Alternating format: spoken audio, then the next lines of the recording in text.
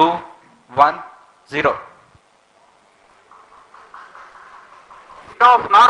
ISRO PSLV 57 का सफल उत्थापन और इसके साथ प्रथम भारतीय सौर अंतरिक्ष यान निकल चुका है सूर्य के तेज से विज्ञान को प्रकाश करने। इंडिया का पहला मून मिशन आदित्य L1 का सक्सेसफुल लॉन्च हो गया। आज का दिन तारीख में लिखा गया है, आज की तारीख इतिहास में लिखी गई है। और ये एशिया में सबसे पहला ऐसा एक कंट्री होने वाला है या ऐसी स्पेस एजेंसी होने वाली है इंडिया की तरफ से, इसरो की तरफ से, कि एशिया में इससे पहले ना तो रशिया ये कर सका ना चाइना ये कर सका इस लेवल का जो सन को लेके ऑब्जर्वेशन है, जो स्टडीज है वो कर सका, जो कि इंडिया करने जा रहा है। Go east and go west, sun mission is best best best. ऐसी कामयाबी जो अभी तक इससे पहले सिर्फ यूरोपियन स्पेस एजेंसी और अमेरिका के हिस्से में आई थी। ना रशिया वहां तक पहुंच सका, ना चाइना जहां तक पहुंच सका वहां तक इंडिया ने उड़ान भर ली है। इंडिया के अंदर, इसरो के अंदर एक कॉन्फिडेंस बिल्ड हुआ और पूरी दुनिया को ये लगता है कि भाई इंडिया वाले हैं तो कर सकते हैं। फिर स्पेस और टेक्नोलॉजी में तो अब फासला ऐसा गैप है ये कि जिसको आप पूर्ण कर ही नहीं पाएंगे जब तक आप इंडिया की मदद नहीं लेते,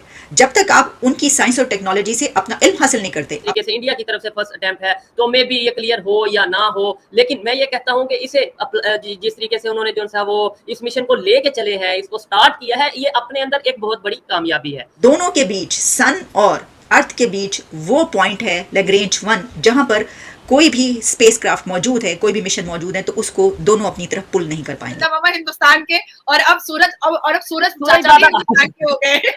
यहाँ से इक्लिप्सिस के बगैर 24 आवर्स सन पर नजर रखी जा सकती है, तो आदित्य सन पर 24 घंटे नजर रख पाएगा। नमस्कार दोस्तों, आपका फिर से स्वागत है हमारे एक नए रिएक्शन वीडियो में। जैसा कि आपने इंट्रो में देखा कि कैसे सफलतापूर्वक आदित्य L1 मिशन को श्री हरिकोटा से लॉन्च कर दिया गया है, जिसको देखकर पूरी दुनिया शॉक्ड हो गई है कि भारत अब चंद्रमा के बाद सूरज पर जाने वाला है। दरअसल आपको बता दें कि श्री हरिकोटा से 11:50 पर आदित्य L1 मिशन को लॉन्च करके सफलतापूर्वक पृथ्वी के कक्षा में पहुंचा दिया गया है। वहीं आपको बता दें कि इसके पहले भारत ने चंद्रयान 3 मिशन को सफलतापूर्वक चंद्रमा के साउथ पोल पर लैंड कराकर पूरी दुनिया में इतिहास रच दिया है। वहीं आपको बता दें कि एक बार फिर से इसरो के वैज्ञानिकों ने इतिहास रचने के लिए सूरज मिशन बनाकर यानी आदित्य L1 बनाकर सफलतापूर्वक लॉन्च कर दिया है, जिसको देखकर पूरी दुनिया शॉक्ड हो गई है कि भारत इतना बड़ा कारनामा कैसे कर रहा है। वहीं आपको बता दें कि हमारा पड़ोसी मुल्क पाकिस्तान इस बात को लेकर सबसे ज्यादा जल रहा है कि भारत इतना बड़ा कारनामा कैसे कर रहा है। वहीं आपको बता दें कि सूरज पर मिशन भेजने वाला भारत दूसरा ऐसा कंट्री बना है। आज की तारीख इतिहास में लिखी गई है। इंडिया ने एक और बहुत बड़ी कामयाबी हासिल कर ली है, एक ऐसी कामयाबी जो अभी तक इससे पहले सिर्फ यूरोपियन स्पेस एजेंसी और अमेरिका के हिस्से में आई थी। ना रशिया वहां तक पहुंच सका, ना चाइना जहां तक पहुंच सका वहां तक इंडिया ने उड़ान भर ली है।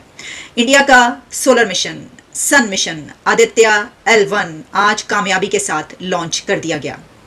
सैल्यूट हमारी तरफ से, मेरी तरफ से ये सैल्यूट, मेरी तरफ से ये सलाम है इंडिया के साइंसदानों को, इसरो के साइंटिस्टों को, इसरो की उन खवातीन साइंसदानों को जो हमें सफ़े अव्वल में बैठी हुई नजर आती हैं, हरावल दस्ते में नजर आती हैं, पहली लाइन में खड़ी हुई नजर आती हैं और काम करती हुई दिखाई देती हैं। हमें इससे पहले ये पता चला था कि जो मून मिशन गया उसमें इंडिया की एक खातून जिसको रॉकेट वुमेन कहा जाता है उसका बहुत बड़ा हाथ है। यकीनी तौर पर इस मिशन में भी इंडिया की खवातीन ने बराबर का हिस्सा डाला है। सूरज को स्टडी करेगा, सूरज के अंदर क्या कौन सी हवाएं हैं, कौन सी गैसें हैं, कौन से तूफान सूरज में आते हैं और उसका जमीन पे क्या असर पड़ा है। इंडिया ने साइंस एंड टेक्नोलॉजी में बड़ी तरक्की कर ली है। जी, इंडिया की साइंस एंड टेक्नोलॉजी के ऊपर तरक्की करने की जो बुनियादी वजह अगर आप देखें तो उनका चंद्रयान मिशन जब पहली बार जैसे इसने चंद्रयान के ऊपर लैंड किया था तो सबसे पहले आप लोगों ने देखा होगा कि पाकिस्तान के अंदर उसकी फेल की खुशी मनाई गई है कि यार ये इनका लॉन्च हो चुका है, यानी इनका फेल हो चुका है। उसके बाद देखें लॉन्च हो चुके हैं और फेल होने की दुआएं मांग रहे हैं। फेल होने की पाकिस्तान में 2 बार खुशियां मनाई गई हैं, बाकायदा मिठाई वगैरह तकसीम की गई। लेकिन देखें 3rd बार अगर आप देखें कि चांद के साउथ पोल के ऊपर इंडिया जाने वाला वाहिद मुल्क है। इसको कितने दिन लगेंगे,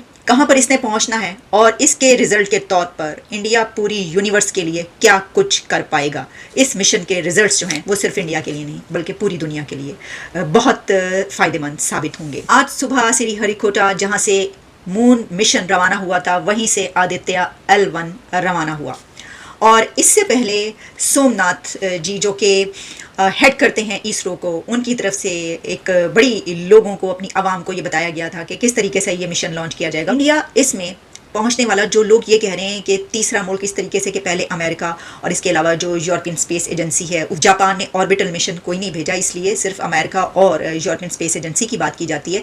तो देखिए इंडिया जो है वो तो इस खित्ते, अगर हम एशिया से कहें, साउथ एशिया से हम कहें, तो वो तो पहला मुल्क है, तो इसको पहला मुल्क ही समझना चाहिए कि वहाँ पर ये मिशन भेज रहा है, अगर हम अपनी नज़र से देखें। लेकिन जहाँ पर अभी तक रशिया भी नहीं पहुँच सका, चीन भी नहीं पहुँच सका, वहाँ पर यह मिशन इतनी हिम्मत दिखाना और ये कहना कि नहीं हम ये करके दिखाएंगे, तो अगर हम इसको ऐसे कहें कि हमारा हमसाया मुल्क यानी पाकिस्तान के पहलू में जो मौजूद है या इंडिया के पहलू में पाकिस्तान जो मौजूद है, दोनों कंट्रीज़ बहुत ज़्यादा फासले पर हैं, क्योंकि ये जो बॉर्डर से बॉर्डर मिला हुआ है इसका कोई फायदा नहीं हो रहा। देखिए अगर वो फेल भी हो जाते तो वो नेक्स्ट टाइम चले जाएंगे। कैसे फेल होंगे? जो साउथ पोल पे चले गए वो सूरज मिशन पे कैसे फेल होंगे? चीजों के अंदर काफी डिफरेंस है। चांद के ऊपर वो पहले भी जा चुके हैं, लेकिन चांद पे लैंड तो नहीं ना करना, वहाँ पे तो वो लैंडरिंग 1 पे खड़ा रहेगा, बस उसको वॉच करता रहेगा। देखिए 14 दिन का उनका मिशन है, जो 2025 के अंदर उनका मिशन आ रहा है, वो प्रॉपर रोबोट की सूरत में जा रहा है, उस रोबोट को लॉन्च करेंगे वहाँ पे घूमने के लिए। और मेरे ख्याल से तो उनका ये जो है, अगर ये नहीं भी कामयाब होता तो नेक्स्ट टाइम के अंदर वो दोबारा कामयाब हो जाएंगे। अच्छा बताएं, हम किस लिए पैदा हुए, हम पाकिस्तान में क्या कर रहे हैं? देखिए पाकिस्तान के अंदर जो सबसे मेजर रूल है, एक आर्मी रूल चल रहा है। पाकिस्तान के अंदर डेमोक्रेसी नहीं, अगर आप हिंदुस्तान को देखें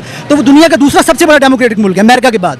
कंटिन्यूस वहाँ पे डेमोक्रेसी चल रही है। जब तक पाकिस्तान के अंदर डेमोक्रेसी नहीं आएगी, अवाम की जमहूरियत नहीं आएगी, जो भी अवाम की मुंतखब करदा हुक्मरान है, जिनको अवाम मुंतखब करेंगे, जितनी देर तक वो लोग हुकूमत के अंदर नहीं आएंगे, पाकिस्तान के अंदर मंसूबे नहीं चलेंगे, तब तक पाकिस्तान कभी तरक्की नहीं कर सकता। स्पेस और टेक्नोलॉजी में तो अब फासला ऐसा गैप है ये कि जिसको आप पूर कर ही नहीं पाएंगे जब तक आप इंडिया की मदद नहीं लेते, जब तक आप उनकी साइंस और टेक्नोलॉजी से अपना इल्म हासिल नहीं करते, अपने नौजवानों को उनके साथ इंटरेक्ट नहीं करवाते, जब तक आप दोस्ती का हाथ नहीं बढ़ाते, जब तक आप ताल्लुकात बेहतर नहीं करते, तब तक अब उस जगह पर पहुंचना बहुत मुश्किल है आपका। इसकी वजह यह है कि आप और हम साइंस और टेक्नोलॉजी में बहुत पीछे हैं। तो जनाब मैं आपको ये बताती हूँ कि ये जो है PSLV C57 के जरिए जो है लॉन्च किया गया है और 378 करोड़ रुपीज़ इंडियन रुपीज़ इसके ऊपर कहे जा रहे हैं। लागत आई है, कॉस्ट आई है, जो कि बहुत कम है। इसको 4 मंथ्स लगेंगे। लैंग्रेज 1 वो पोजीशन जहां पर इसने जाकर ठहरना है। उन्होंने अपनी एजुकेशन के ऊपर काम किया और पाकिस्तान ने किस चीज के ऊपर काम किया? किस चीज पे काम किया? पाकिस्तान ने सिर्फ एक दूसरे को काटने के ऊपर काम किया। हम ऐसा मिशन कब करेंगे? हम दुनिया को अपनी ताकत कब दिखाएंगे? भाई पाकिस्तान ने भी कोई मिशन किया है, हम अगले 100 साल में नहीं कर सकते। ऐसा क्यों है? ऐसा बस अब सियासी बात नहीं करना चाहते। हाँ बिल्कुल ना करें, जो आपके मन की बात है, जो आप इजीली कह सकते हैं वो बात करें। मिस हमें तो अभी कुछ समझ नहीं आ रही कि हम क्यों नहीं कर, लेकिन ये है कि पाकिस्तान अगले 100 साल तक ऐसा कोई मिशन नहीं कर सकता। हमारी एजुकेशन कैसी है ये जरा बताएं। कैसी पढ़ाई दे रहे हैं बच्चों को? एजुकेशन इसी तरह है कि हर साल हजारों टॉपर होते हैं, एक भी आइंस्टाइन नहीं निकला अभी तक। ठीक है, ये एजुकेशन सिस्टम है हमारा, सिर्फ रट्टा लगाओ, पास हो, नौकरी ढूंढो और अल्लाह खैर सला। तो ये तकरीबन 800 किलोमीटर तक पहले ये जाएगा, यानी अर्थ से ऊपर। उसके बाद जो लो अर्थ ऑर्बिट है वहां पर ये पहुंच जाएगा। अच्छा, फिर वहां पर जो है ये स्पेसक्राफ्ट प्लेस कर दिया जाएगा या प्लेस हो जाएगा। फिर आहिस्ता आहिस्ता अर्थ ग्रेविटी से बाहर पुश किया जाएगा और उसके बाद जो है ये जो स्फीयर ऑफ इन्फ्लुएंस होता है, यानी ग्रेविटेशनल जो पुल एक होता है, वो उससे बाहर निकल जाएगा। और जब उससे बाहर निकल जाएगा तो उसके बाद आदित्य लैग्रेंज 1 तक की जो जर्नी है वो स्टार्ट होगी। उसके बाद स्टार्ट होगी। मैंने आपका उससे पहले ये बता दिया कि क्या क्या है। मतलब वो कहते हैं ना, एक दरिया का सामना था मुनीर मुझको, मैं एक दरिया के पार उतरा तो मैंने देखा। तो इसी तरीके से कि कई दरिया इसके अंदर पार करने पड़ते हैं। अच्छा, इसके बाद जो है ये वो पॉइंट है, यानी जब ये लैग्रेंज 1 पर पहुंच जाएगा, तो मैंने आपको पहले भी बताया था कि L1 इसके मिशन के साथ क्यों है, क्योंकि ये वो पॉइंट है जहां पर आदित्य को ना तो जमीन अपनी तरफ पुल कर पाएगी और ना ही सन अपनी तरफ पुल कर पाएगा। जी हाँ दोस्तों, आपने देखा कि कैसे पाकिस्तानी मीडिया इस बात को लेकर शॉक्ड हो गई है कि भारत का आदित्य L1 मिशन सफलतापूर्वक लॉन्च हो गया है और वो पृथ्वी के कक्षा में प्रक्षेपित हो गया है, जिसको देखकर पूरी दुनिया शॉक्ड हो गई है कि भारत एक बार फिर से इतिहास रच दिया है। वहीं आपको बता दें कि भारत दूसरा ऐसा देश बना है जिन्होंने आदित्य L1 मिशन को बनाकर L1 पॉइंट तक भेजने का निर्णय किया है, क्योंकि इसके पहले अमेरिका आदित्य L1 पॉइंट पर जाने का निर्णय किया था और वो सफलतापूर्वक L1 पॉइंट पर पहुंच गया है। वहीं आपको बता दें कि L1 पॉइंट होती क्या है। दरअसल आपको बता दें कि L1 पॉइंट वो पॉइंट होती है जिस पर पृथ्वी का ग्रेविटेशनल फोर्स और सूर्य का ग्रेविटेशनल फोर्स 0 हो जाता है, वो L1 पॉइंट होती है, क्योंकि उस पर धरती का कोई भी ग्रेविटेशनल फोर्स नहीं लगता है और उस पर सूरज का भी कोई ग्रेविटेशनल फोर्स नहीं लगता है। इसलिए जो स्पेसक्राफ्ट है वहां पर पेंडिंग होकर सूरज के चारों तरफ चक्कर लगाएगा और सूरज की जांच करेगा कि उसमें से कैसे कैसे अलग अलग किरण निकल रहे हैं और जो सूरज का मूवमेंट हो रहा है उसको भी पता लगाएगा। वहीं आपको बता दें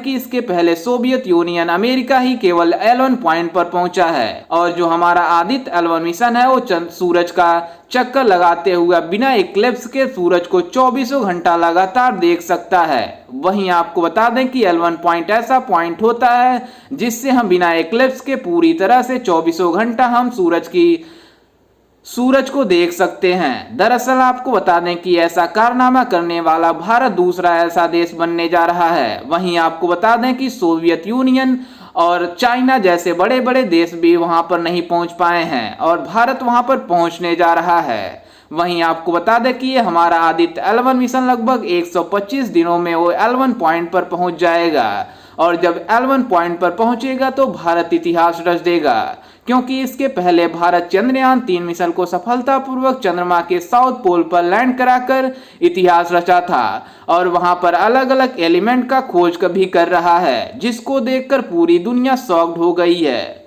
वहीं आपको बता दें कि सबसे बड़ी स्पेस एजेंसी यानी नासा ने भी इसरो को बधाई देते हुए कहा कि हमने भी प्रयास किया था कि चंद्रमा के साउथ पोल पर जाने का, लेकिन नासा भी नहीं पहुंच पाया। वहीं भारत ने ऐसा कारनामा कर दिया कि चंद्रमा के साउथ पोल पर लैंड करके। खैर, इस पर आपकी क्या राय है और आपको क्या लगता है कि ये जो हमारा आदित्य L1 मिशन है वो L1 पॉइंट पर सफलतापूर्वक पहुंचेगा या नहीं? हमें अपनी राय कमेंट में जरूर दीजिएगा और साथ ही हमारे चैनल को सब्सक्राइब करना बिल्कुल भी ना भूलें।